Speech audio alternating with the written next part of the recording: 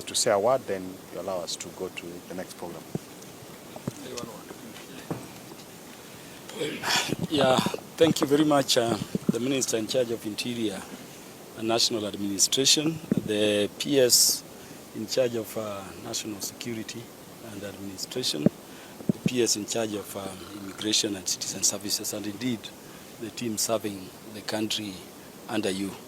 I serve in the National Assembly Departmental Committee on Administration, National Security, and CS I spent in Naivasha attending to other security-related issues. I have come to welcome you in a very special way to Homa Bay around this program, which is very important. I watched the program in the night yesterday, and I think it delivers security back to the people to contribute in their own safety and security, and it gives us the opportunity, area by area, region by region, to signify to the national security apparatus the successes of the security systems and of course the challenges around.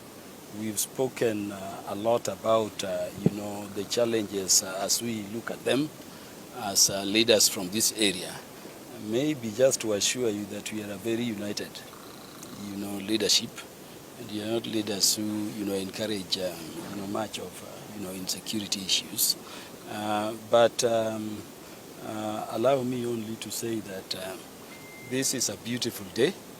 It is seriously not our day. So I'm going to join your team. Yeah. I'm going to join our people as they share with you those challenges. And as they jointly with you seek solutions to them as one people together, because that is what is important. So welcome to Homa Bay. Thank you. And welcome to Homa Bay Town Constituency. Thank you. Yeah, thank you. Thank you. Thank you very much. So we go.